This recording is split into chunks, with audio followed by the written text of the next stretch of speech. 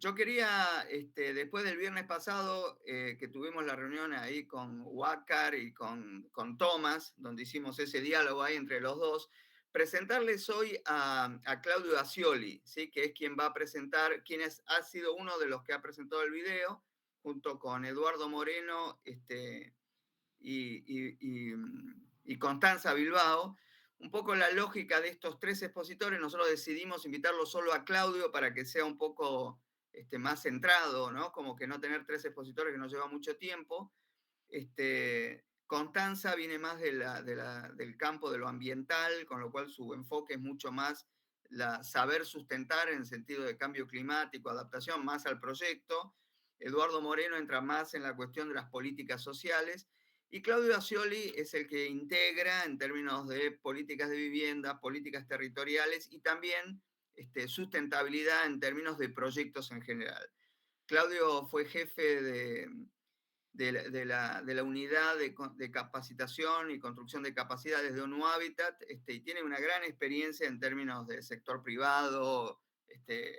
Yo he trabajado mucho con Claudio, lo considero un amigo, es una persona muy accesible y realmente le agradezco de estar con nosotros en esta tarde y con lo cual estaríamos completando. Como ustedes saben, Mariela es la que coordina la plataforma, es la que un poco facilita los recursos y demás, pero como hice el viernes pasado, también quería presentarlo, por un lado, a Andrés Pisani, que a partir de acá empieza a tomar un rol central en acompañarlos en todo lo que es el armado de los proyectos. Saluda a Andrés como creo que ya te conocen, pero por las dudas los que no te conocen, sobre todo Claudio. Y también decir que nosotros estamos constituyendo, todavía no lo hemos cerrado, un consejo consultivo para el tema de certificación, ¿sí? Que es básicamente Martín Reibel, ¿sí? Estamos como definiendo, y ahí está Martín también. Martín, también para ti, Claudio, él diseñó el programa Procrear en la Argentina, que es una de las políticas más importantes que tiene actualmente el gobierno, ¿no? Entonces, para nosotros Martín es decimos, un peso pesado en el sentido de que es alguien que nos ayuda a pensar en esta lógica de integración de ideas y de recursos y demás.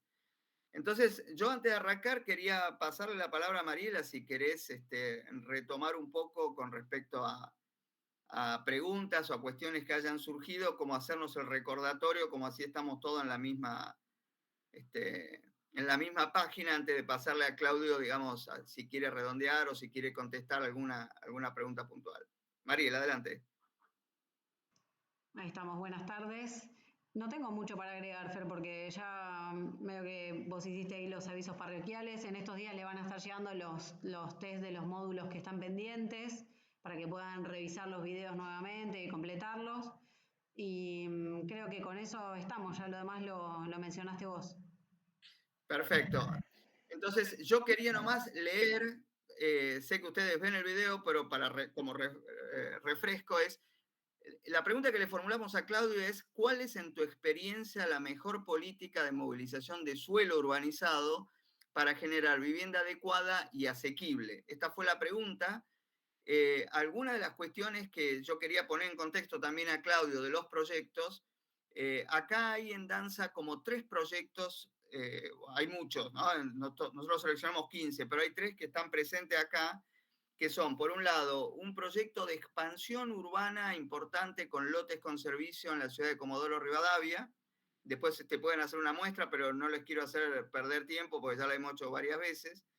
Otro proyecto similar en Mercedes, en Corrientes, que es una provincia argentina de la Mesopotamia, donde están planteando también como política de hábitat, una política un poco de mixtura en términos de vivienda, lotes, y están apuntando a construir una cantidad de lotes con servicios, pero con vivienda, y están mirando un poco la cuestión de autoconstrucción, y estamos conversando un poco prototipos de viviendas que sean adecuados, pero insisto, son 2 municipios. Y después tenemos un caso que es el de en Cochabamba, que es un poco está Alain acá presente, que ellos vienen experimentando con el municipio, pero también con cooperativas y con grupos sociales diversos, una política de densificación, ¿no? Me parece que es interesante compararlo porque mientras en esto estamos en una suerte de expansión urbana, ahí Cochabamba está tratando de densificar y yo sé que esta pregunta de cuál es la mejor política, vos has trabajado mucho en Cochabamba y en la Argentina también, si querés, te quería poner un poquito en contexto como para que puedas elaborar o agregar lo que te parezca, lo que ya dijiste en el video, ¿no? Entonces, Claudio, te paso la palabra. Bueno, buenas noches de acá para ustedes.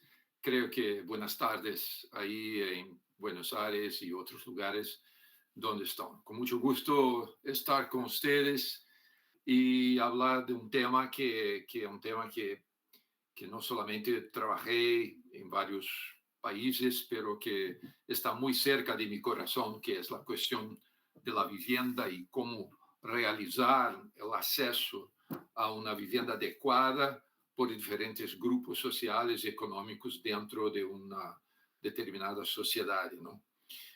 Fernando se olvidó, pero de mencionar, y tal vez ustedes deben ter mirado en mi perfil, que coordené durante un tiempo todo el trabajo de política de vivienda de ONU Habitat en Nairobi, así como coordenaba el programa de las Naciones Unidas para el derecho a la vivienda adecuada, que implementábamos con la Oficina de Derechos Humanos de Ginebra.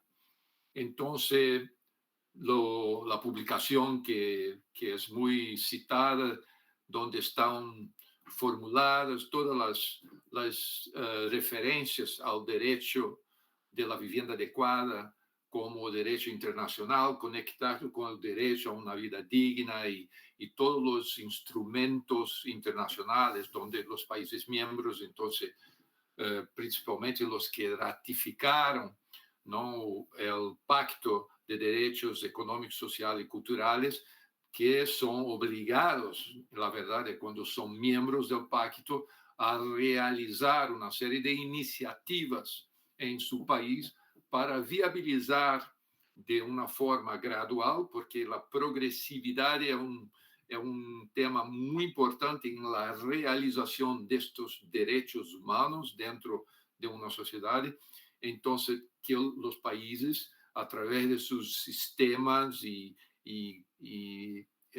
instrumentos legales e instituciones de Estado, crearen las condiciones para que este derecho pueda ser realizado. O sea, que las personas, los ciudadanos y ciudadanas, pueden accesar a una vivienda adecuada. ¿Cómo hacerlo? Entonces, ahí el tema que empezó con Fernando. Una de las cosas, cómo accesar a suelo, que tiene a ver con dos temas. Primero, la seguridad jurídica del suelo, porque es necesario tener la protección del Estado contra el desalojo forzado, y la ubicación con relación a acceso a servicios e infraestructura, y la accesibilidad con respecto a las fuentes de ingreso y oportunidades de empleo. Entonces, la cuestión suelo es crucial para la realización del derecho a una vivienda adecuada en un territorio de la ciudad. Entonces, esse é tema importante. Então, como realizamos ou articulamos uma série de intervenções de políticas públicas para viabilizar a oferta de suelo urbanizado e bem ubicado, porque sabemos que a história da vivienda y la historia reciente de los grandes programas en gran escala que se fueron realizados en Brasil, en México, por ejemplo, que fueron una escala significativa en los años recientes, una gran parte de la nueva vivienda social que fue producida eran producidas donde el suelo es barato. Y donde el suelo es barato, las periferias.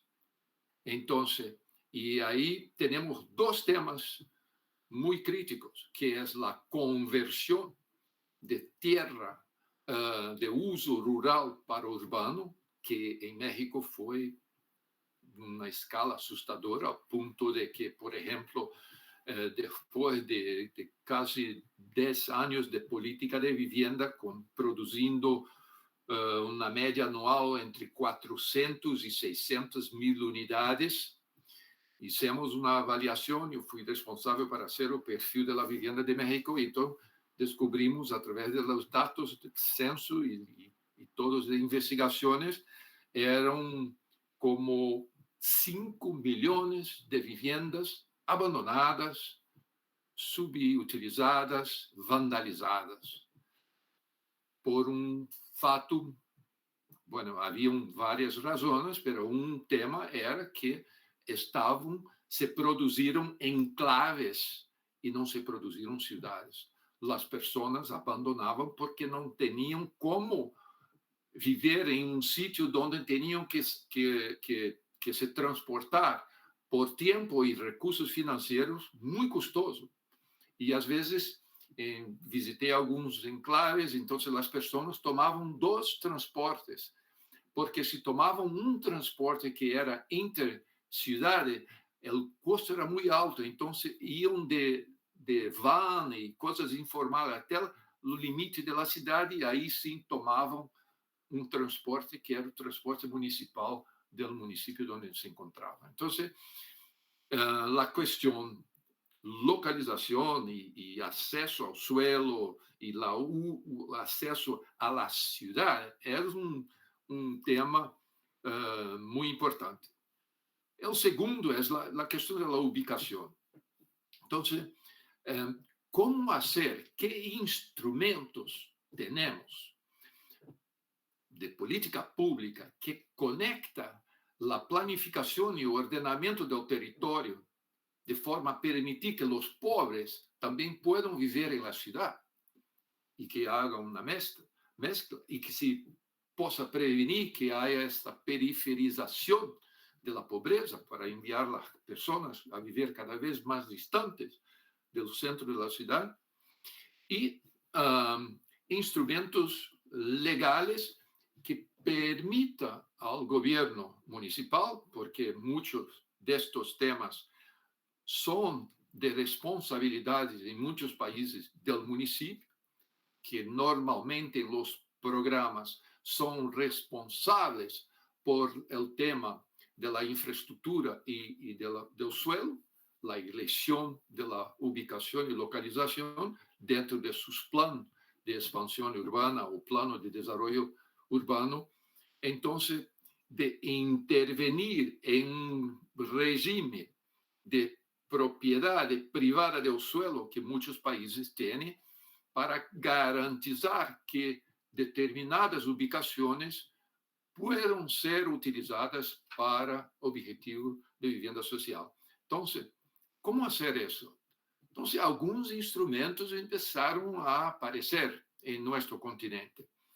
Brasil salió un poco na frente por todo un proceso que fue el proceso de reforma urbana, que los movimientos sociales, los movimientos de profesionales y tal, durante 10 años prácticamente, desde la nueva constitución de democracia, no sé qué, pero la agenda urbana tardó mucho y lograron elegir un estatuto de la ciudad que ofrecía para los gobiernos y ofrece a los gobiernos municipales una serie de instrumentos para intervenir en la cuestión del suelo, porque así como Colombia y otros países están yendo un poco en esta dirección, dependiendo de la forma progresiva, políticamente hablando, de sus presidentes y gobiernos que asumen el poder, de entender que la propiedad del suelo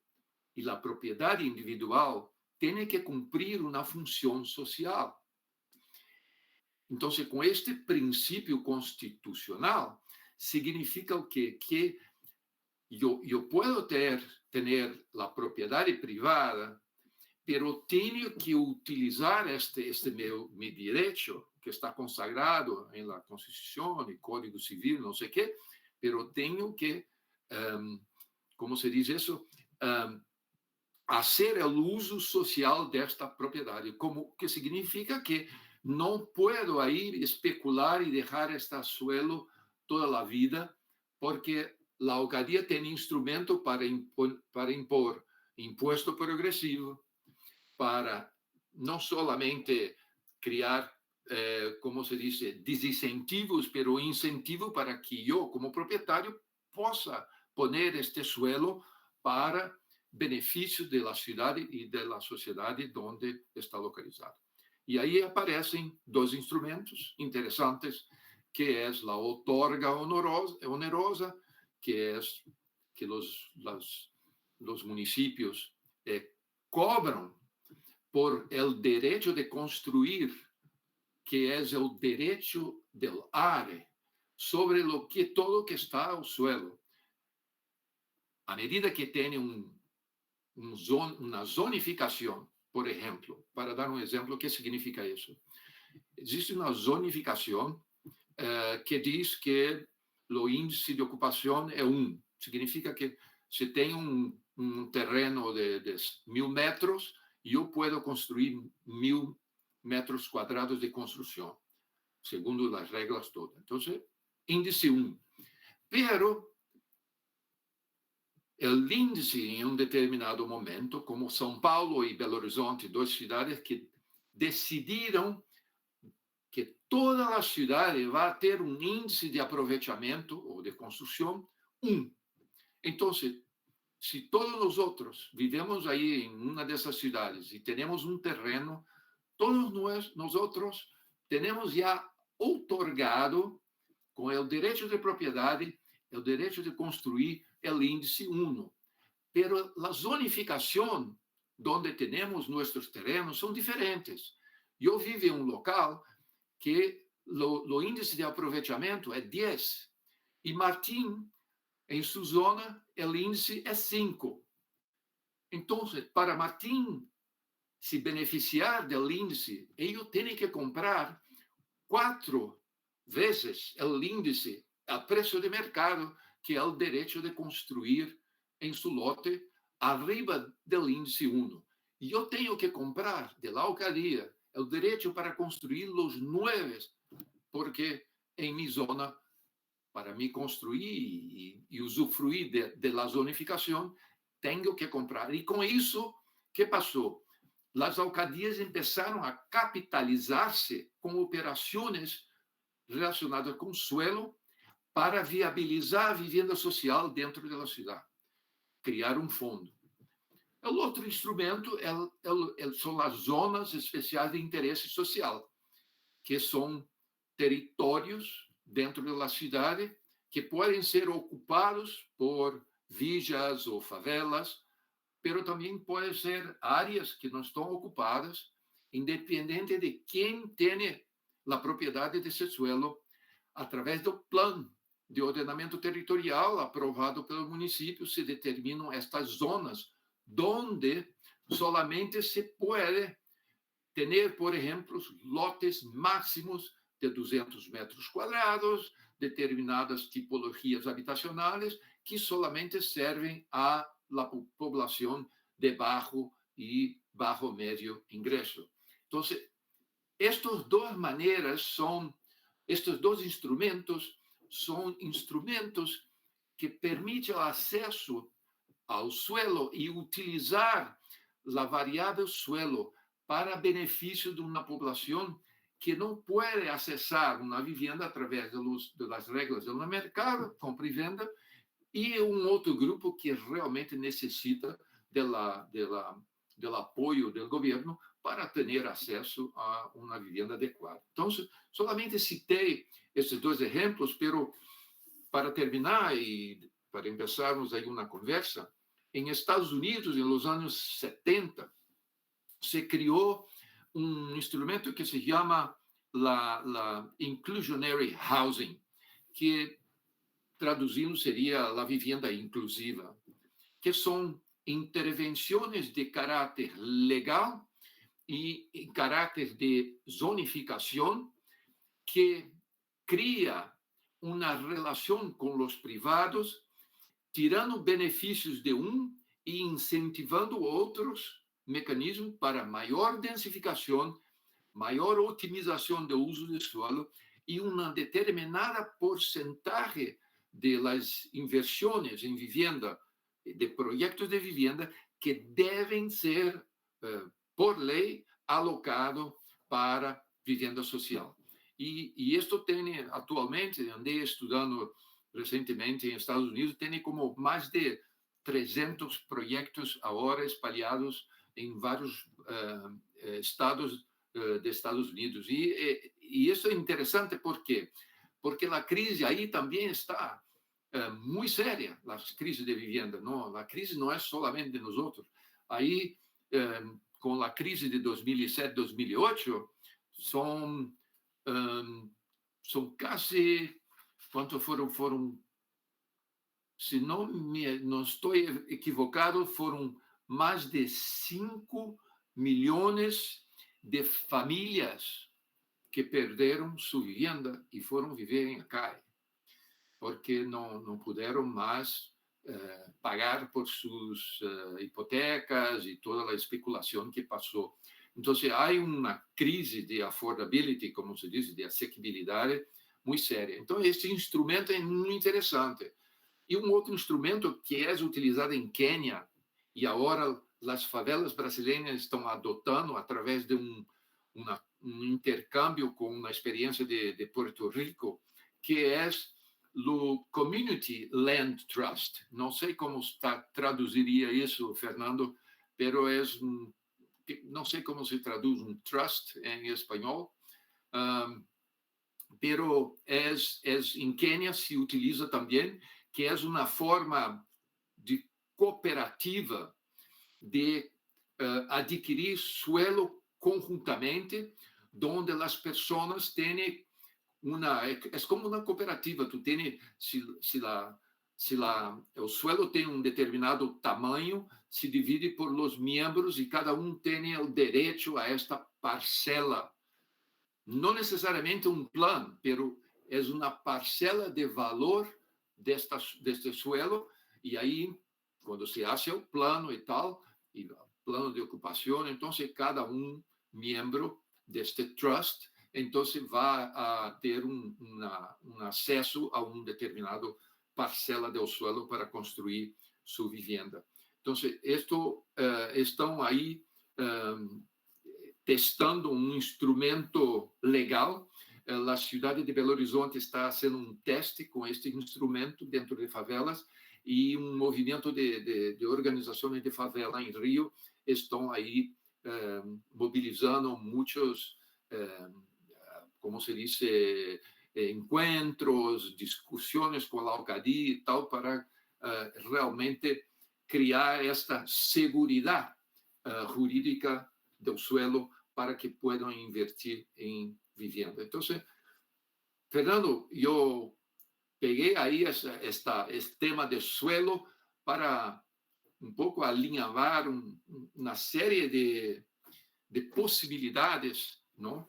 Que é o outro tema é o financiamento. Então, me quedei aí solamente com a questão suelo, porque tem impacto também muito sério, porque se aceitamos esta expansão fragmentada que observamos em praticamente todas as cidades latino-americanas, estamos criando uma pegada de carbono que é insustentável com vista à situação climática que estamos vivendo em nossos países.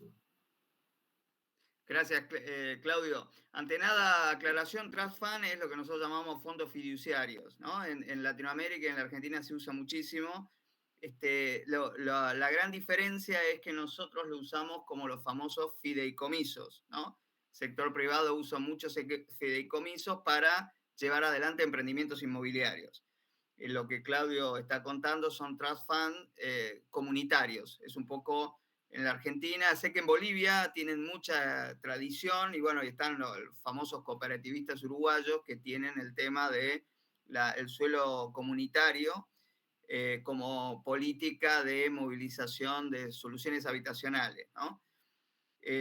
Yo quería introducir como para en este diálogo, sé que está Sandra Pacheco de Cuenca, de Ecuador, donde ellos están llevando adelante, y te cuento a vos, Claudio, también, un plan con una ONG que se llama El Barranco, donde están proponiendo la relocalización de población en zonas de riesgo a terrenos que entiendo que son de la alcaldía, ¿sí?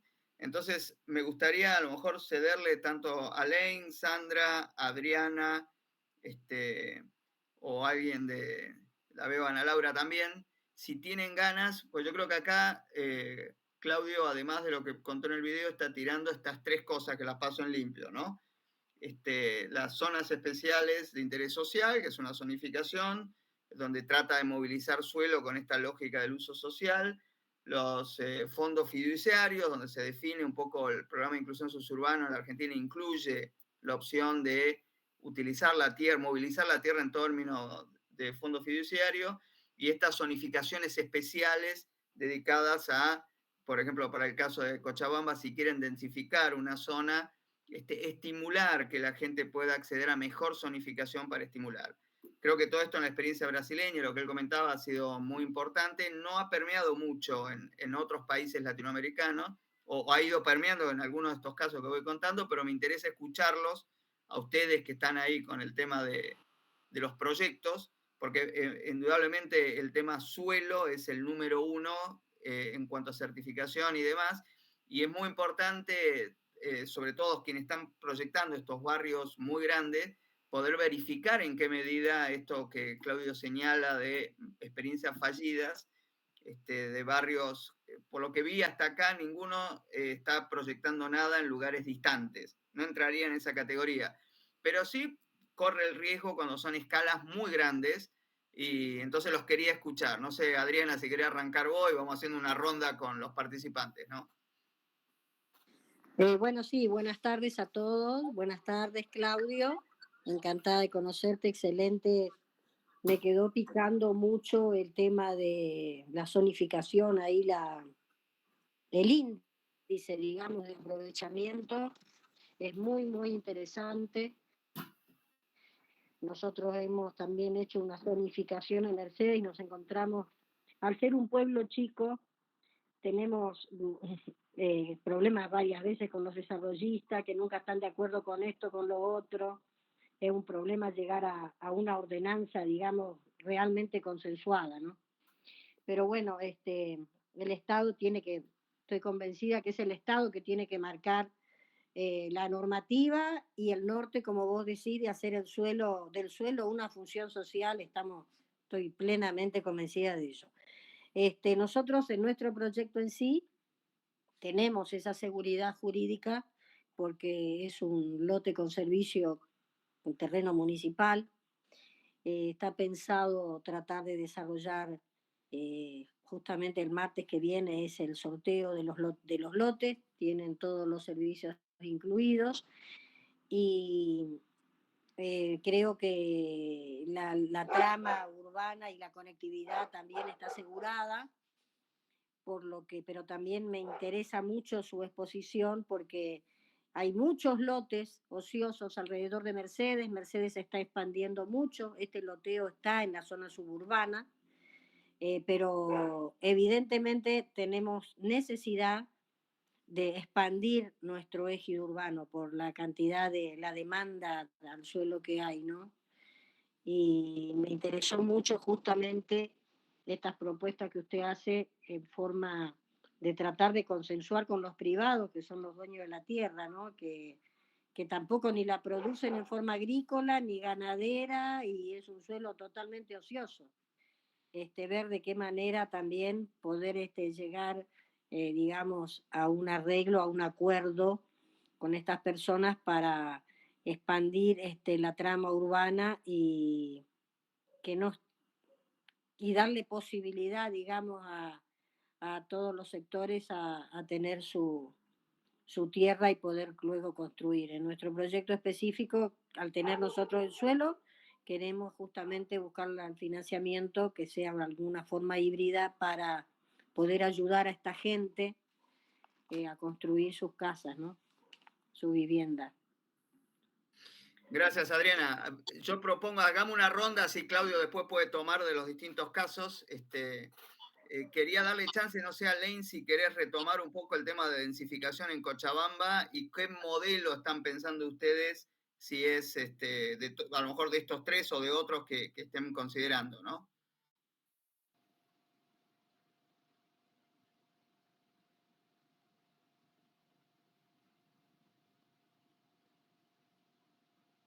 No sé si podés hablar, Alain.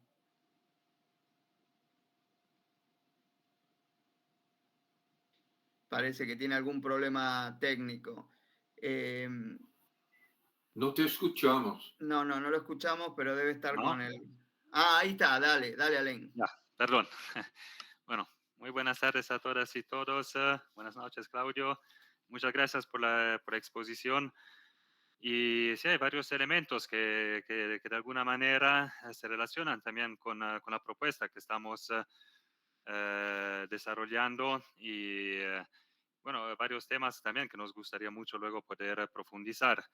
Lo que estamos trabajando desde algunos años con la Fundación Pro Habitat en la zona metropolitana de Cochabamba, sobre todo en barrios periurbanos, es una propuesta metodológica que hemos llamado de consolidación urbana sostenible. Lo que buscamos es generar procesos participativos, planificación urbana, diferentes escalas, pero de alguna manera para frenar este crecimiento extenso y difuso que se da en los municipios, que está generando problemas terribles a nivel ambiental, social, económico, como es expuesto.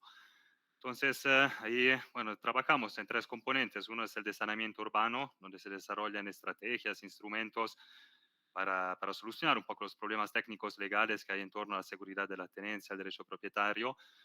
El componente de densificación urbana, que prácticamente es un proceso de producción social del hábitat y la vivienda con asistencia técnica, y luego el de educación urbana, donde se trabaja todo el tema de la capacitación, sensibilización con los diferentes actores que participan, porque lo que hemos visto que es clave en estos procesos es articular actores del sector público, privado, académico, etcétera. Con esta propuesta que estamos trabajando en el marco de la plataforma Saber Habitar, es una propuesta de vivienda colectiva, con equipamientos de uso mixto. Y lo que se plantea es generar una microcentralidad urbana, entonces intervenir a una escala del barrio para brindar una vivienda adecuada para las personas, bueno, para los sectores poblacionales más vulnerables del municipio de Santibáñez. Y lo importante de esta propuesta es que es el compromiso que hay por parte del municipio para trabajar, porque para ellos también es algo relativamente nuevo y para nosotros también de alguna manera es la primera vez que realmente tenemos la oportunidad de trabajar en el tema vivienda directamente con un municipio y están poniendo a disposición un terreno. Ahora hay dos posibilidades que se están evaluando, pero la ventaja que tenemos es que el municipio está poniendo un predio municipal, entonces un bien municipal de dominio público, y ahí lo que queremos trabajar es el tema de los usos de suelo mixtos. Entonces, generalmente cuando se realizan planos de urbanizaciones, se separa. Por un lado hay el área verde, por el otro área de equipamiento, por el otro área residencial. Entonces, con este proyecto se tiene la oportunidad de trabajar esta idea de usos mixtos para trabajar justamente en un terreno público y también incluir viviendas de interés social para los sectores más desfavorecidos, más vulnerables del municipio de Santibáñez, que es un pequeño municipio. Ahora, lo que hemos visto en todos estos años es que de alguna manera cuando se empieza a trabajar leyes a nivel nacional, esos son procesos que pueden tardar muchísimo. Y lo que buscamos con este proyecto, y es un poco una lección aprendida también de otros proyectos, es que a veces es mejor empezar desde un proyecto concreto, a una pequeña escala, y luego a partir de este ejemplo, luego ir trabajando en políticas. Lo bueno es que se tiene el compromiso, bueno, y mucho interés por parte del municipio para luego empezar a trabajar también eventualmente una política municipal de vivienda a partir de esta experiencia piloto para poderla replicar. Ahora ahí es donde luego entra toda esta cuestión también de la zonificación, los índices de aprovechamiento, de edificabilidad. Eso es sumamente interesante que también lo que estamos haciendo con la Fundación Pro Habitat, estamos colaborando con el municipio en la elaboración del plan director urbano. Entonces, hay muchísimos instrumentos que ahora de alguna manera se tendría la oportunidad de poder ver, de incluir en este plan director urbano, en las políticas públicas del municipio, justamente por esta apertura y compromiso que hay. Entonces, bueno, eso es un largo proceso. En realidad, recién estamos empezando con este proyecto piloto. Luego, que al mismo tiempo, de manera paralela, se está trabajando en este plan director urbano. Entonces, y luego vamos a llegar seguramente a toda la cuestión del financiamiento, que de alguna manera también, además de los temas técnicos legales en cuanto a la seguridad de la tenencia, pero también el tema del financiamiento, cómo se generan instrumentos, estrategias para el financiamiento de esas intervenciones. Ahí también hay varios puntos de lo que has mencionado en estos ejemplos que también podrían ser bien interesantes para poder ver, de incluirlos de alguna manera en la propuesta. Pero también para nosotros, realmente tenemos mucho que ir aprendiendo, conociendo y vamos a ir buscando también un poco de profundizar todos estos temas. Gracias, Alain. Voy a completar con Sandra Pacheco, que es de Cuenca, Ecuador, si querés, como para tener así vos, Claudio, tener un ramillete de los distintos proyectos en distintas regiones. No sin antes decir, acuérdense que un poco la ponencia de Claudio, y nosotros un poco lo dejamos justamente al final, tiene que ver con la sustentabilidad de todo, ¿no? Yo por lo menos rescato mucho esta mirada de, ustedes tuvieron ya unos módulos donde se habló de cómo movilizar suelo, ¿no? Inclusive con cuestiones legales, con cuestiones económicas, dónde es más rentable la cuestión privada y demás. Pero me parece que Claudio lo que le viene a sumar a esta conversación es cuidado que más allá del costo de la operación, de llevar adelante una operación como la que ustedes están planteando, está la sustentabilidad en el tiempo, ¿no? Y yo rescato esto de decir, cuidado que muchos barrios, aun cuando implementados, aun cuando llevado adelante con muchos recursos públicos y por supuesto privados por parte de los beneficiarios, después resultaron inhabitados, ¿no? Y quería remarcar eso, que me parece que es un riesgo importante que tenemos que tomar en esta plataforma y que nosotros, por lo menos en el aspecto de certificación, justamente donde queremos poner mucho el ojo, ¿no? Yo de ahora, después de Claudio, les voy a, si nos da el tiempo, les voy a dar una pequeña síntesis de cómo estamos pensando la certificación, porque tiene que ver con la sustentabilidad en todo sentido, ¿no? En lo social, en lo económico, o sea, en esta plataforma estamos pensando que el Estado está subsidiando en algún punto el suelo, está llevando adelante alguna acción concreta, pero también queremos que entren privados, tanto la sociedad en general como hay muchos fondos, como hablábamos el viernes pasado, de inversión de triple impacto, ¿no? Cuyo objetivo es recuperar la renta, pero no está buscando la rentabilidad como un desarrollador inmobiliario. Nosotros estamos juntando de ese perfil porque nos parece que nos va a poder acompañar en ese sentido. Entonces, un poco lo que quería era cerrar un cachito antes de pasarle a Sandra, como para completar el tercer caso, para no irnos con tantos y no marearlo al pobre Claudio, pero que él pueda tener un poquito más de idea de cómo, en oídos de quién está resonando todo esto que vos estás planteando en el video y en la exposición de recién. Entonces, Sandra, si querés, te pasamos para que cuentes mínimamente y reacciones un poco a las tres propuestas que planteaba Claudio en términos de sostenibilidad de proyecto. Muy buenas tardes con todos y todas.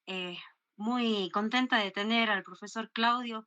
Yo ya fui alumna en el curso de Lincoln en mercados informales de suelo, entonces yo ya lo conozco de ahí. Bien, quería comentarles, yo soy funcionaria de la Fundación El Barranco. También trabajé en el plan de uso y gestión del suelo que se llevó en el GAD municipal en el municipio de Cuenca. En el municipio de Cuenca se tuvo una estrategia de hacer planes complementarios y dentro de estos planes estaba justamente el tema de mejoramiento integral de barrios.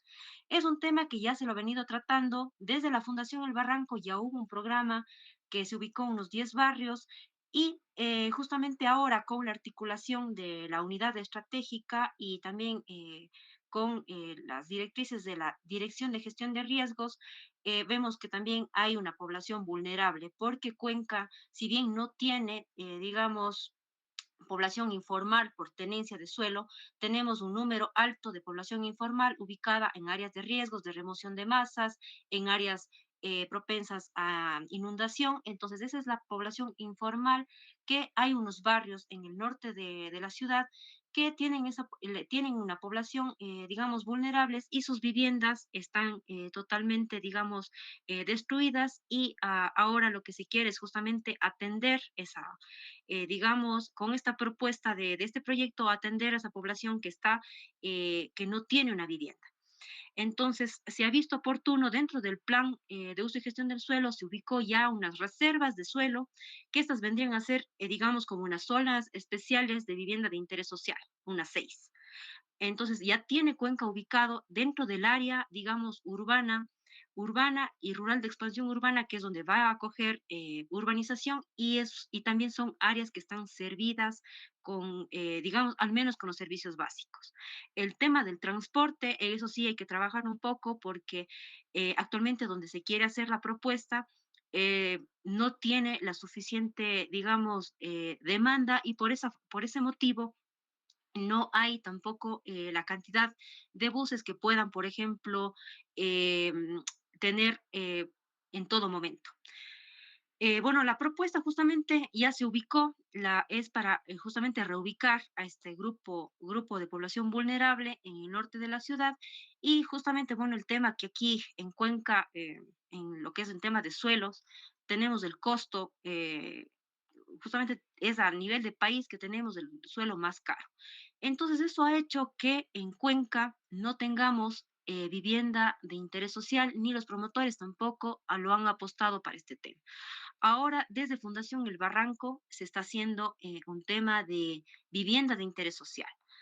Ahí ya estamos ahorita con un programa en otra zona para dar justamente, digamos, ya cubrir ya algo de la demanda de suelo. Yo sé que son pocas, al menos, no sé, en este momento que se están trabajando, serán unas 100 soluciones de vivienda, pero considerando, digamos, que se está dando ya unos pasitos en estos temas, y lo otro, atacar el tema de la población que es más vulnerable y que no tiene, justamente, que es una población informal y no tiene acceso a tener un crédito a través de un banco. Entonces, eso es lo que se quiere apuntar justamente a la gente que está que es una población más vulnerable.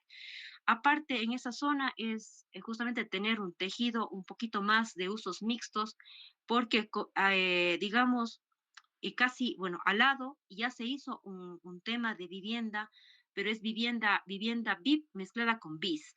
Y lo que tienen ahorita un poco de problema es que los equipamientos cercanos o cotidianos no están colocados en ese sitio. Entonces, ahora lo que se quiere con un nuevo proyecto es hacer que también, aparte de las soluciones de vivienda de interés social, también se tenga equipamientos, digamos, justamente para cubrir las necesidades cotidianas de un pequeño centro de salud, el tema por ahí también de lo que es algo de cultura que maneja el municipio, el tema de recreación, que no tienen parques, entonces ir justamente con el tema cotidiano.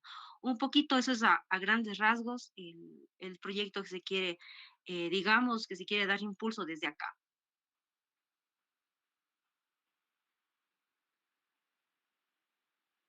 Gracias, Sandra. Te devuelvo la palabra, Claudio, si querés darte una segunda vuelta, volviendo un poco sobre el tema este, no solo sustentabilidad en términos de suelo, sino en términos integrales, ¿no? Tu visión como planificador, y consejos que puedas dar conociendo la realidad de estos distintos casos, ¿no?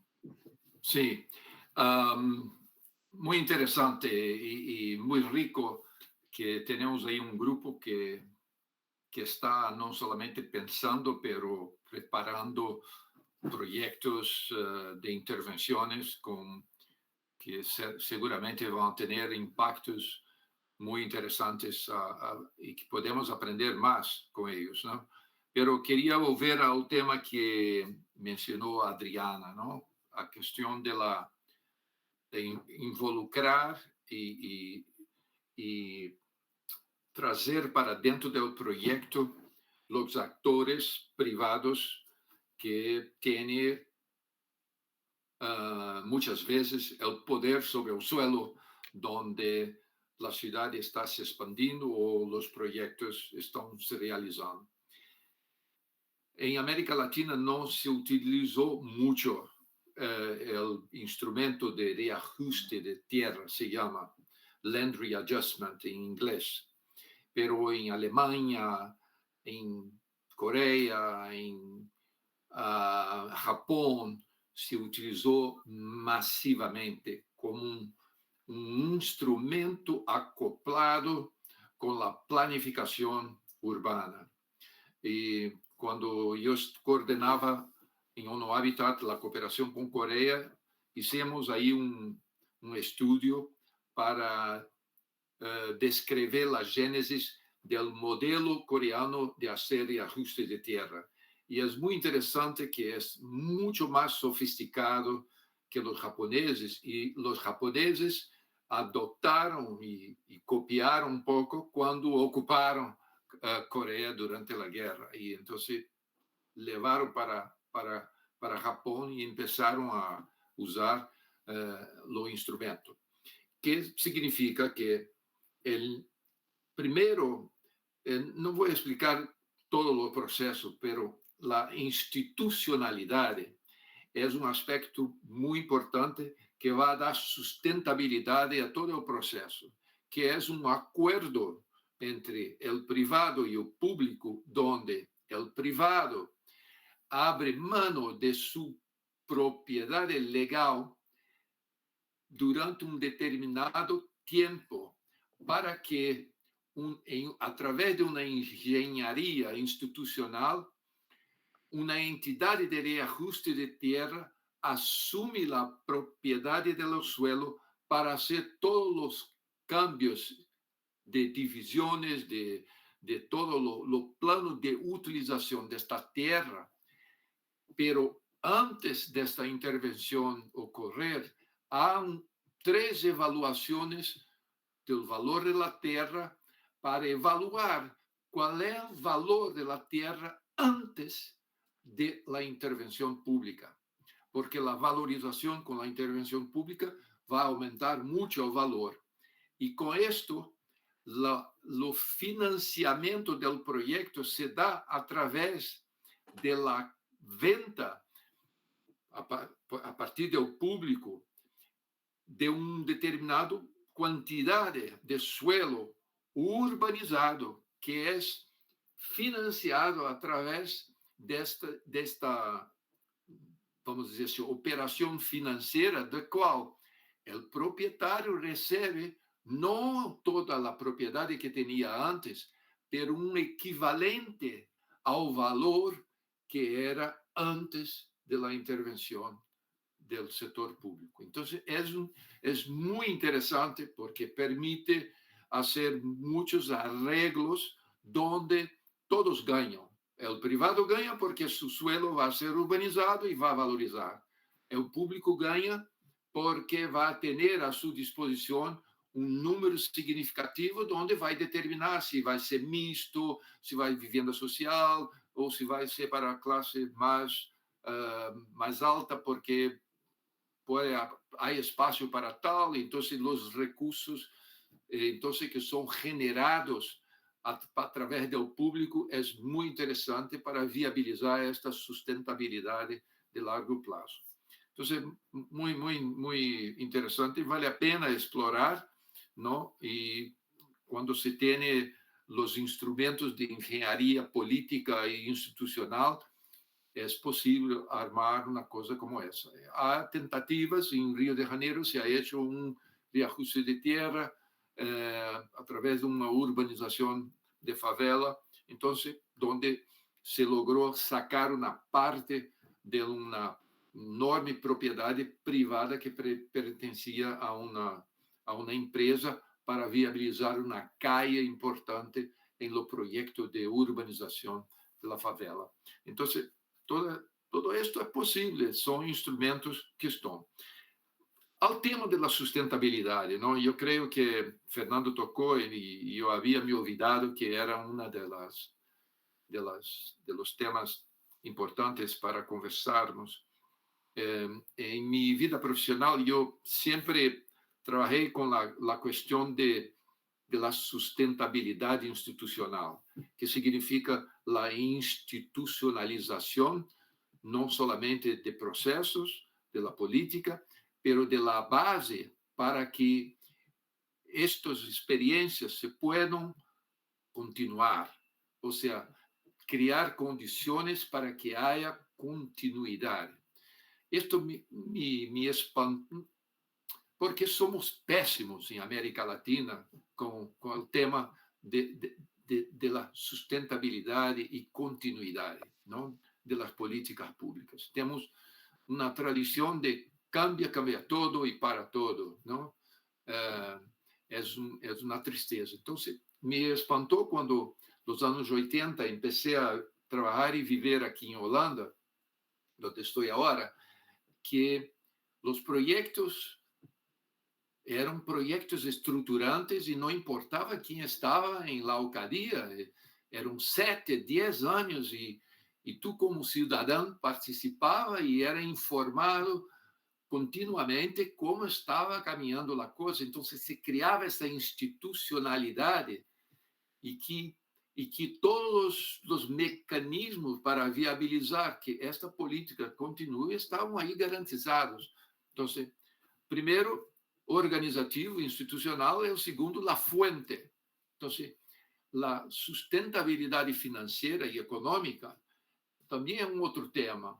Entonces, los programas ZES que mencioné en la ciudad de Recife, a través de un decreto municipal, criaron una fuente a través del predial, que 4% del predial que recaudava la alcaldía ia para um fundo que se chamava Prezes. E aí tinha umas outras contribuições, mas era uma lei que a cada ano ia construindo-se esta base do fundo para financiar as intervenções de melhoria de infraestrutura dentro das áreas ZES.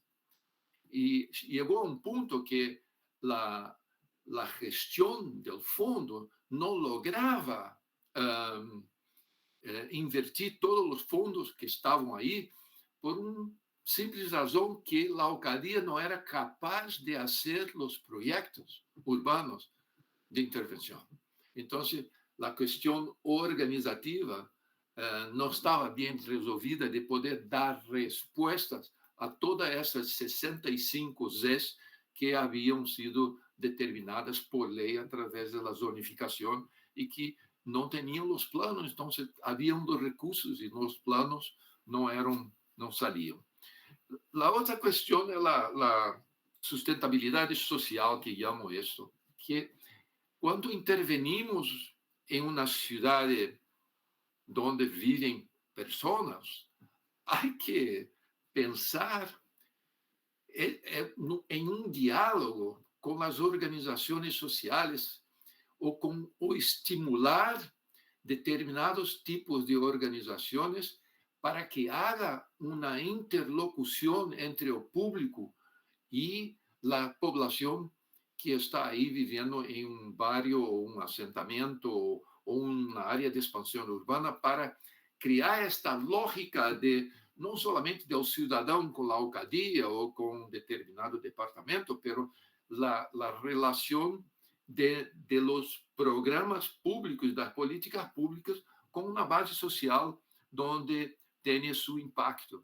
Então, isto para mim é a parte um pouco mais compleja, pero muito importante de pensar, porque, por exemplo, neste programa Minha Casa Minha Vida de Brasil, não? $1.000 milhões que foram invertidos, que uma escala jamais vista em lo país. E como havia os projetos de vivienda coletiva, as pessoas não estavam acostumadas e não tinham ideia de como era viver em um edifício multifamiliar. As responsabilidades com relação à basura, com relação às escaleras, os espaços públicos e os espaços que são de convivência coletiva e que são todos coproprietários, como habitantes de un edificio multifamiliar. Y por ley tenían la obligación de tener una asociación condominial que representaba a los habitantes y hacía todo un proceso. ¿Cómo hacer? Entonces, el gobierno tuvo que contratar una serie de ONGs y agentes no estatales para trabajar con estas poblaciones, para prepararlas, crear una base social, estimular la organización y la movilización de forma que pudiesen antes prepararse para ir viver em uma nova realidade que não era a realidade que estavam acostumados a viver. O que quero dizer isso? Se não pensamos nisto, estamos criando situações que vão a generar mais dolores de cabeça e mais problemas e mais recursos públicos. Então, a ideia de ter estas sustentabilidades articuladas é para que o governo não tenha que volver 10, 5, 6 anos depois para hacer todas as coisas novamente, porque não havia uma base institucional, organizativa, financeira, institucional e de política que permitisse que esta coisa se consolidasse em um território e a política se consolidasse dentro das instituições. Então, eu creio que, porque sempre quando pensamos da sustentabilidade, pensamos na questão ambiental, que não toquei, que é um outro tema e há que pensar principalmente quando falamos de ocupação de suelo e a conversão de suelo em altas densidades ou determinados usos residenciais, onde há aí um conjunto de ações, não somente a construtiva, pero também a de uso, né? Que temos que pensar que o impacto que estamos produzindo hoje, temos muito mais instrumentos para medir o impacto que estas atividades, porque não sei se vocês sabem, pero a vivienda e o setor da construção civil é responsável, não, de los mais de 40% de las emissões dentro de los 70% de emissões que as cidades produzem de gases de efeito de estufa. Então, a construção que não é solamente a produção, pero a utilização de los edifícios genera impacto ambiental muito sério que agora temos as ferramentas para medir e agora estamos se dando conta que, temos que fazer algo. Gracias, Claudio. Creo que vamos dando la vuelta en términos de contenidos, ¿no? Yo quería darle chance a Martín Reibel con la experiencia, sobre todo el Procrear, y quería hacer un pequeño paréntesis.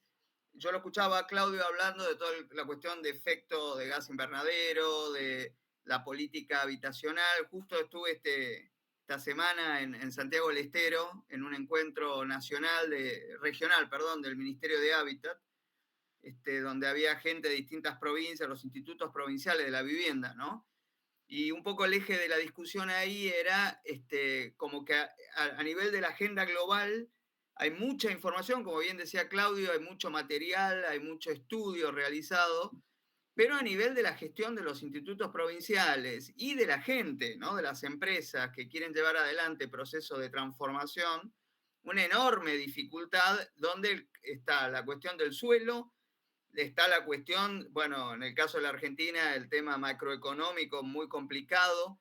Entonces, como se hablaba mucho de esa brecha, ¿no? Entre los grandes desafíos globales y las realidades locales. Entonces, Martín, en el caso del Procrear y lo que vos trabajás ahí en la Universidad de San Martín, ¿no te gustaría complementar un poco lo que viene hablando Claudio y un poco los proyectos que venís escuchando?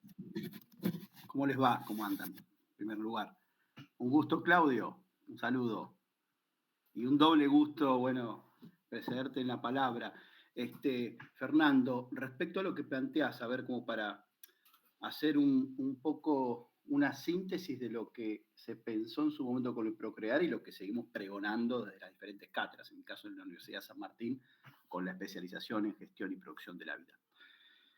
Digamos, yo me quedo un poco con algunas cuestiones que planteó Claudio referidas a la vivienda adecuada, ¿no? Lo que plantea el Pacto Internacional de Derechos Económicos, Sociales y Culturales.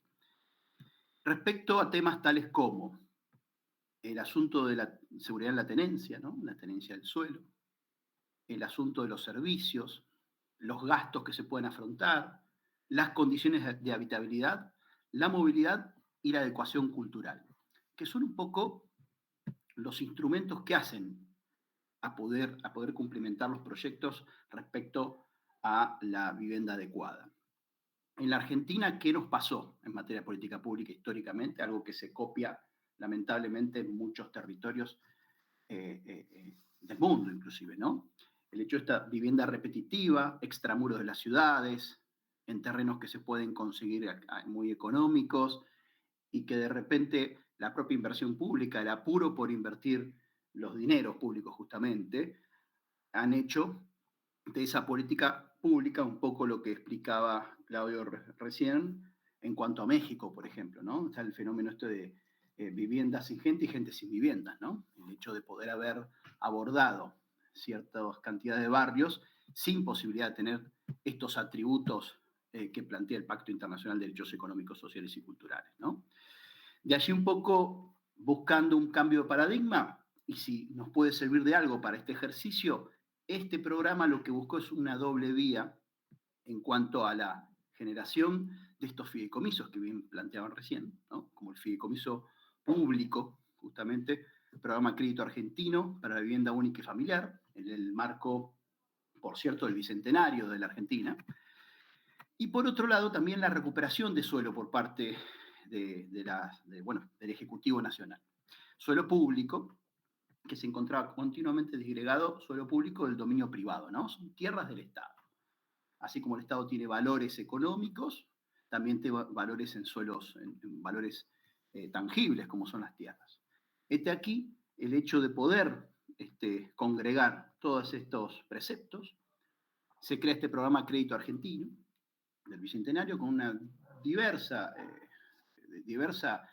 formas de crédito a la clase media, media baja de la República Argentina, porque ya los sectores más vulnerables contaban con programas ya puestos, digamos, en la calle, si se quiere, como varios que se vienen reciendo en cuanto a los temas de reurbanizaciones y demás. Y un poco lo que se planteó es, vamos en búsqueda de esas tierras públicas que se encontraban en los corazones de las ciudades, como los colaterales ferroviarios, militares, los de vialidad, que de repente eran predios subutilizados que mantenían un statu quo respecto a la normativa.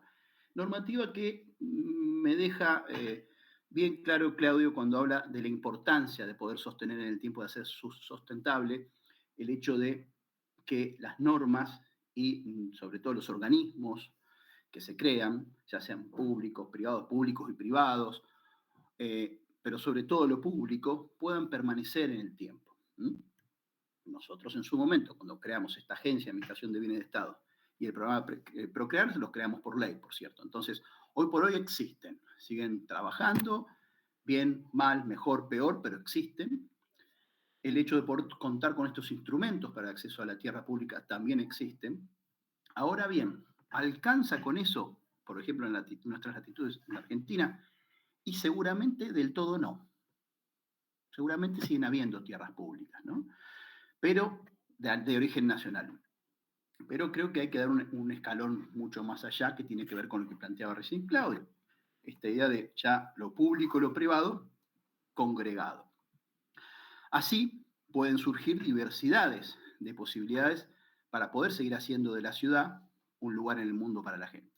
Y cuando hablamos del suelo, yo me permito decir muchas veces, me ha sucedido trabajar y colaborar, digamos, desde la legislatura porteña también aquí en la Ciudad de Buenos Aires, cuando se armó el nuevo código urbanístico que planteaba un poco no tanto qué hacer con el suelo, sino qué hacer con el aire, ¿no? Con el espacio aéreo de una ciudad. Y yo creo que ese es un poco nuestro desafío.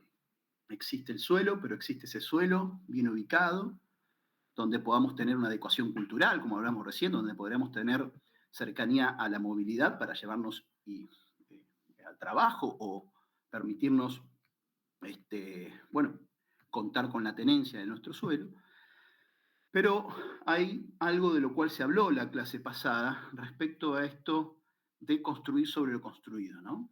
Es un asunto no menor. O de hecho, cuando se construye sobre aquello que es nuevo, verdaderamente hacerle una certificación, como plantea aquí la cátedra, ¿no? Ver realmente si este concepto de ciudad expansiva versus ciudad compacta, como planteó en su momento Hábitat 3, dónde sí, dónde no, ¿no? Hay muchos temas de tipo culturales, pero hay también unos temas de ahorro, ¿no? Hoy por hoy a mí, por ejemplo, me toca ser parte de, digamos, una gestión que está a cargo de lo que es el agua y saneamiento del área metropolitana de Buenos Aires, donde viven los 15 millones de habitantes de esta área metropolitana de Buenos Aires. Que si se sigue expandiendo, y yo lo repito y me canso de repetirlo, nos va a ser mucho más oneroso porque verdaderamente en dólares es muy, muy caro poder extender las redes. Entonces, creo que hay oportunidades enormes en estas áreas metropolitanas a la hora de pensar la política pública. Yo creo que hay posibilidades incluso de quien construya sobre lo construido pueda tener verdaderamente un descuento enorme en materia de crédito público para poder realizar su nuevo lugar, digamos, generar su nueva vivienda. Creo que los procesos que planteó recién Claudio respecto a Corea fue clarísimo, yo creo que viene por ahí un poco. Pero no me quiero ir tanto a lo local, quiero pensar un poco en lo que nos plantearon recién respecto a esto de relocalizar en temas que tienen que ver con vulnerabilidades, temas que hacen al cambio climático, ¿no? La importancia de pensar proyectos verdaderamente asequibles que nos permitan también generar ese vínculo público-privado a la hora de encontrar ese lugar en la ciudad, para aquellos que están en esa situación, e inteligencias institucionales por parte de los gobiernos para poder llevarlos a cabo. Las expansiones que planteaban recién aquí en la Argentina respecto a hacer un loteo.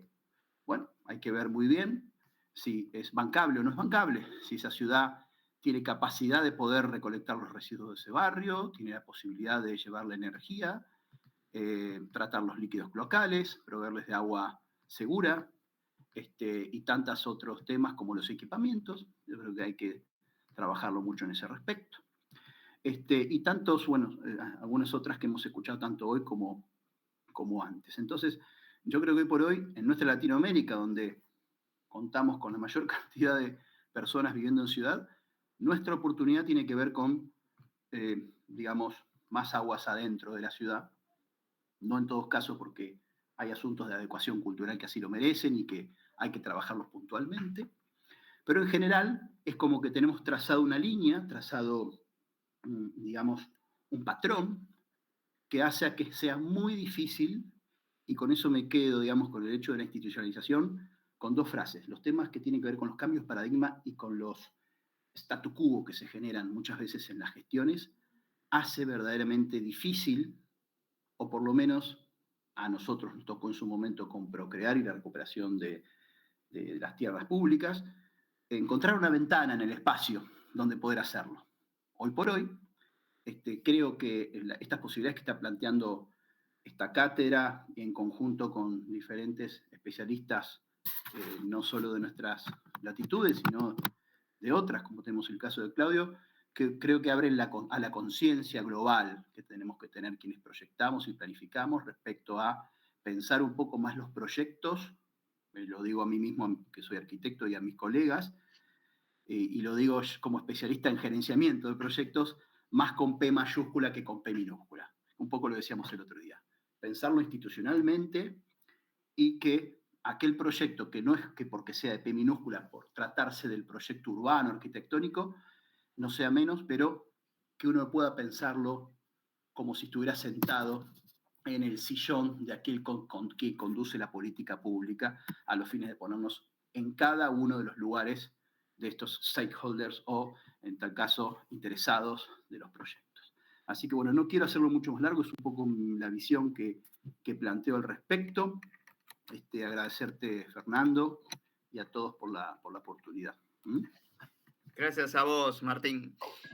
Yo estos últimos minutitos quería usarlo como para que también estábamos justo al principio de la charla hablando con Claudio de cómo se estructura esto. Les quiero presentar 2 slides nada más sobre cuáles son los criterios que nosotros estamos usando tanto para ver los proyectos como para también certificarlos. Entonces, si me permiten un minutito, expongo estos 2 slides. Espérense un segundito. Díganme cuando la puedan ver. Pero es como una pequeña recapitulación de lo que venimos hablando. Este es un pequeño checklist. Es un poco el resumen de lo que venimos hablando en los distintos módulos y no es con ánimo de integrar, porque obviamente no, porque son unos minutitos nada más, pero es explicar que ahora cuando ya terminamos puedan volver a ver los videos, ¿no? Porque a lo mejor uno va a ir viendo los videos y esto es como un guión que te va presentando saber diagnosticar. ¿Se acuerdan que en las primeras veíamos toda la cuestión de los distintos metodologías? Saber, decíamos, urbanizar, entonces veíamos cuáles son los elementos de la urbanización, saber reurbanizar, el tema de mejoramiento de barrios y demás, saber proyectar, la cuestión de cuáles son los elementos del diseño y la planificación, porque un poco vivienda requiere de ambos. Yo creo que es una fortaleza de esta red, que tenemos gente tanto de municipio, privado, no gubernamental. Después hablamos de saber invertir, dónde se deberían colocar los recursos para realmente lograr legítimamente vivienda adecuada. Y finalmente hoy con saber sustentar. Entonces, lo que yo quería reforzar como mensaje es que hay una interrelación de estos factores y entramos en una primera cuestión que es la que estamos discutiendo con ustedes ya a nivel de detalle por proyecto, que es lo que llamamos prefactibilidad, ¿sí? Y decimos esta prefactibilidad y queríamos adelantar algunas de las preguntas claves. Hoy tratamos una que es el suelo asequible, ¿no? Entonces, les queríamos dejar algunas preguntas que ustedes se pueden hacer a ustedes mismos, que nosotros los vamos a interpelar a ustedes con ánimos de ayudarlos a llegar al mejoramiento del proyecto, que ¿es posible conseguir suelo urbanizado? Y acá puse entre paréntesis, con infraestructura por todo lo que venimos hablando, y sin riesgos evidentes a precios que no superen el 10% del valor de venta factible en el mercado local. Estos son valores que salen un poco de todo el análisis bibliográfico y demás que hemos venido haciendo, pero un poco acá es, en todos los proyectos que nosotros admitimos a la plataforma, ustedes tienen suelo asequible. Ahora, más allá de la parcela o las formas por las cuales llegaron a ese suelo, esta sería la pregunta de rigor como para pensar una potencial prefactibilidad de un proyecto, ¿no? Una segunda es la cuestión de las tipologías adecuadas. Y la pregunta que ustedes se pueden hacer, ¿existen ofertas de viviendas que hayan sido diseñadas y construidas con estándares adecuados de superficies y calidad constructiva?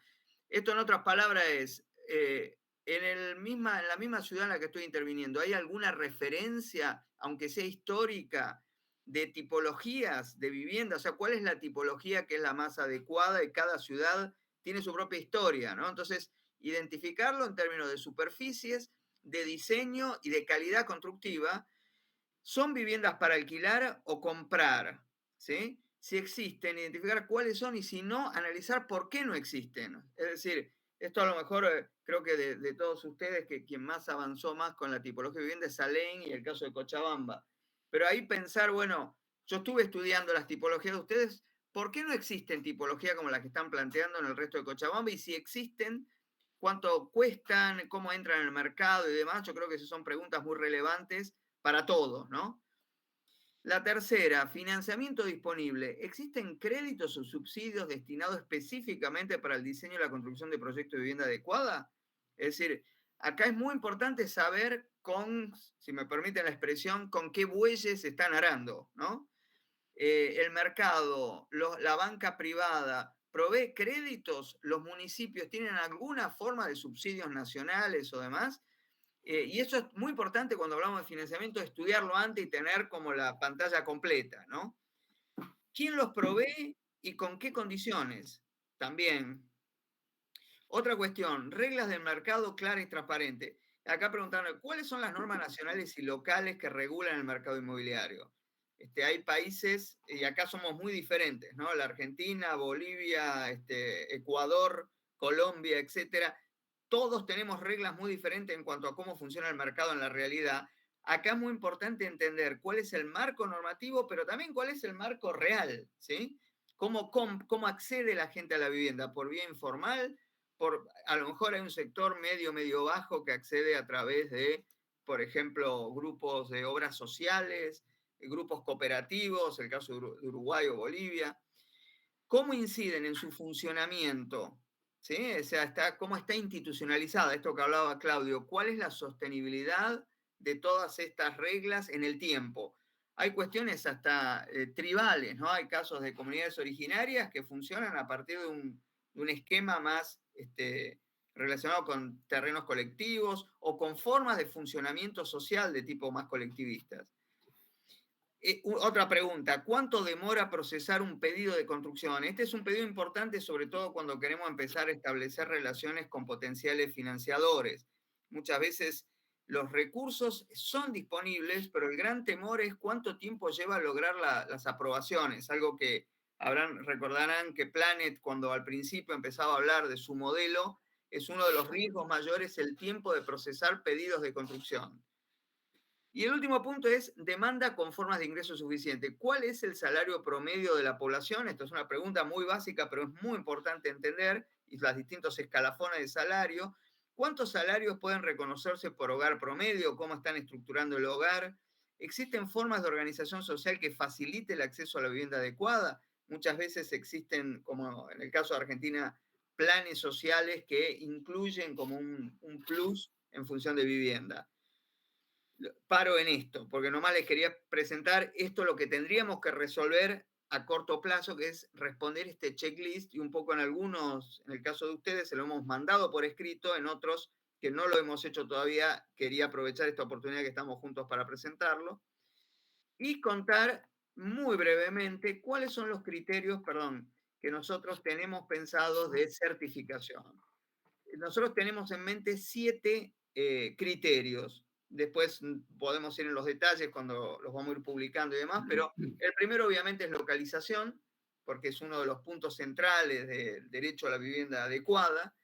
Localización entendiendo todo lo que dijo Claudio hoy, ¿no? Localización, que acceso a los servicios, localización en términos de buena conectividad, transporte, etcétera.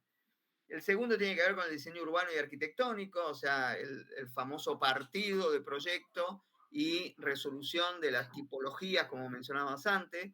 El tercero es adecuación social, sociocultural e inclusión, en qué medida realmente los proyectos de vivienda están satisfaciendo a un sector que lo necesita, que acá no estamos apuntando a proyectos que el mercado resuelve naturalmente, sino estamos queriendo atender a los sectores más vulnerables, entonces la cuestión de adecuación es muy importante.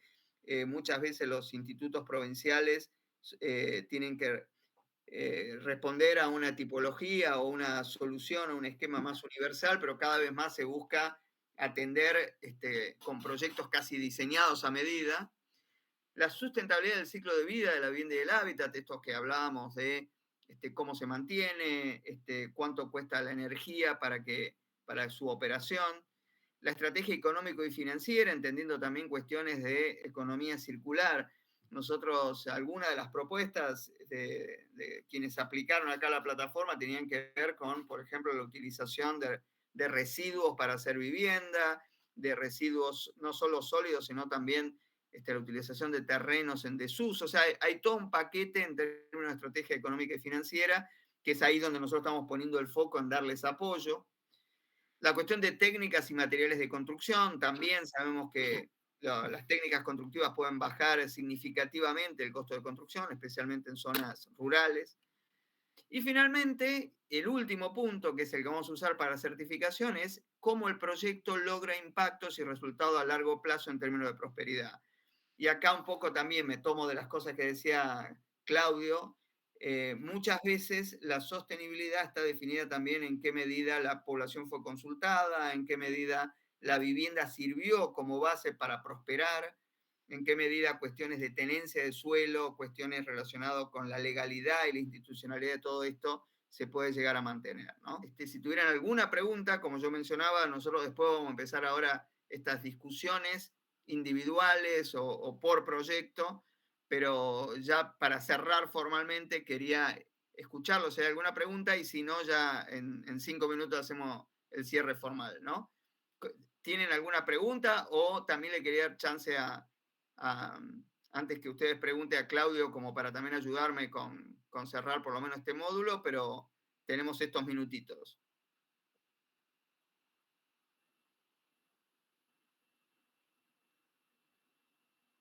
Todo muy claro. Bueno, buenísimo. Entonces, Claudio, no sé si querés agregar algo. ¿Cómo ves esto, todo esto que venimos hablando? No, nos interesa escucharte. No, yo creo que ya hablé demasiado, pero me gustó mucho escuchar las iniciativas. Creo que son muy buenas. Creo que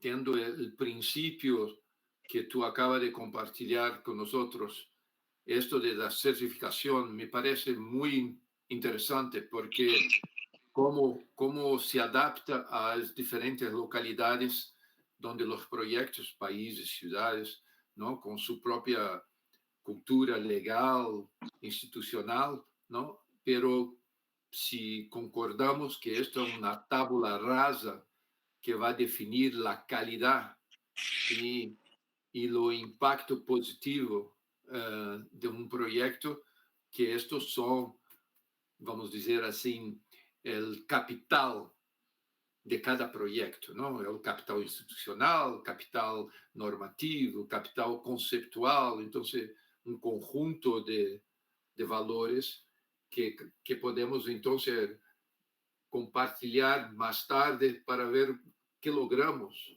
avanzar en las diferentes realidades. Creo que es súper interesante y ahí tener los recursos para llevar adelante esto, ¿no? Creo que cuanto más organizado y estructurado, mejores son las chances de captar recursos de fuera. Perfecto. No, gracias, Claudio. Hay una cosa que no mencioné, pero creo que es importante, es que es la idea de la certificación es justamente poderles, como decía Claudio, mejorar la calidad del producto y a partir de esa mejora poder llegar a organismos más, o a financistas más internacionales que les permitan con estas cuestiones. Hay una infinidad, yo no lo he hecho porque era un poco complejo, pero hay bonos verdes, hay bonos de triple impacto, hay una cantidad de instrumentos disponibles que América Latina es especialmente beneficiaria, que nosotros hemos estado explorando, lo estamos tratando de organizar y lo que venimos conversando es que esta certificación va a ayudar a que ustedes, además del proyecto que están desarrollando, tengan un elemento adicional, ¿no? Y una posibilidad de acceso que tal vez en otros contextos no la tendrían. Entonces, en eso aprecio el trabajo mancomunado que venimos desarrollando porque sé lo complejo que es para todos ustedes lograr que el sector público, el sector privado, las comunidades, y me consta que son proyectos muy legítimos, ¿no? Proyectos que realmente van directamente al impacto de los que menos tienen. Así que les agradezco mucho por todo ese esfuerzo. Me parece que llegamos a completar por lo menos este ciclo formativo. Nuevamente los invito a rever y a revisitar los videos porque creo que yo los suelo ver varias veces y cada vez que lo vuelvo a ver descubro, mirá lo que dijo fulanito, esto es muy útil y lo voy integrando. Así que los videos están disponibles, son de acceso público. Si conocen personas que se puedan beneficiar también por esto, por favor difúndanlos, invítenlo. No es un grupo cerrado. Lo que sí va a ser cerrado es, y eso también lo quiero aclarar, es, nosotros lo llamamos plataforma porque hasta acá hemos puesto todos los recursos públicos. Dentro de la misma página van a tener una sección que son recursos privados. a la cual solamente van a acceder ustedes y nosotros por un tema de confidencialidad de los datos, ¿no? Nosotros hasta acá no lo hemos hecho, pero ahora cuando ya entramos en la etapa, digamos, de definición de cuestiones presupuestarias y demás, les vamos a pedir que nos firmen un documento muy sencillo donde ustedes están de acuerdo en compartir esos datos con nosotros por un tema legal, ¿verdad? Esto funciona con una ONG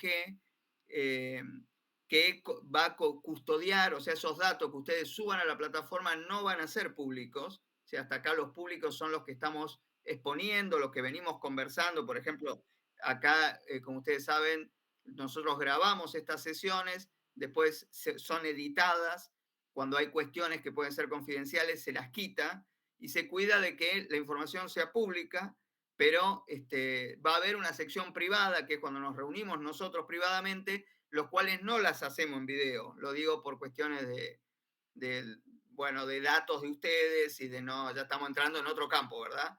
Entonces, para que se queden tranquilos que no somos responsables y manejamos responsablemente un poco la información que ustedes nos van confiando. Sobre los proyectos y los datos que nos fueron mandando, la idea no es que ustedes continúen enviando un montón de datos, plano y demás, sino que ustedes mismos lo van a ir subiendo a la plataforma, nosotros les vamos a dar elementos como para que puedan consultarlos ustedes mismos dentro de la misma página, ¿no? Bueno, yo por mi parte les agradezco, los saludo y les mando una buena tarde y te agradezco, Claudio, por tu participación hoy y te doy la palabra a Mariela como para que vos hagas el cierre formal del encuentro. Bueno, perfecto. Entonces, muchas gracias a todas las personas que participaron. Les dejamos también nuestros saludos a Claudio y a todos los que pudieron exponer hoy, a Martín. Y bueno, seguimos en contacto. Como saben, tienen nuestros mails, más allá de lo que es el seguimiento de los proyectos. Si llegara a haber alguna duda, les surge alguna pregunta, siempre nos la pueden mandar y nosotros volvemos a contactar a los expositores. Así que, bueno, agradecerles y darles las buenas noches.